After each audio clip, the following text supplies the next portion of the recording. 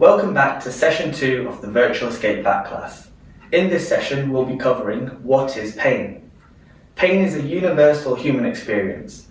Pain occurs when the body and brain perceives actual or potential damage. Pain can vary and be individual to the person experiencing it. This is because pain can be influenced by many different factors. Often we think that pain is directly related to damage in our tissues, and if we have a lot of pain, that's linked to a lot of damage. However, the research and evidence suggests that this link is not very good, and the amount of damage that we have in our tissues is not directly correlated to our pain experience. For example, when we get a paper cut, this represents a small amount of tissue damage, but our pain experience can be quite large. Another example is a soldier at war who sustains a major trauma, which represents a lot of tissue damage. Due to their environment and their need for survival, at that time they can experience very little pain. There are many factors which can influence your pain. These can be split up into 3 separate categories. Biological factors, such as our body structures, muscles, nerves, ligaments.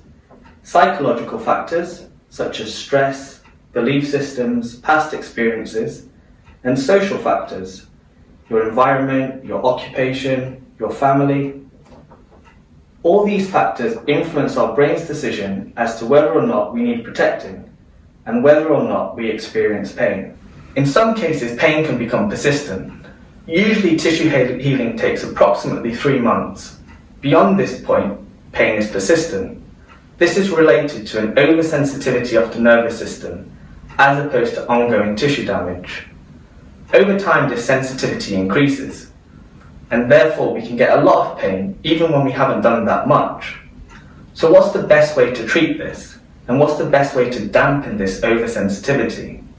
Well, it's to get back to moving normally, building up our fitness, and returning to our normal activity. Low back pain is one of the most common musculoskeletal conditions. Almost everyone will experience an episode of low back pain at some point in their lifetime. Often the specific causes of low back pain are unknown, even after a scan, such as an X-ray or an MRI.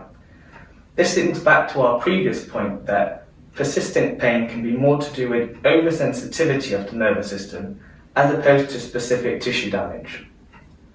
There are many factors which can influence your low back pain. Have a look at these factors. Consider what's contributing to your low back pain. Thank you for watching session 2.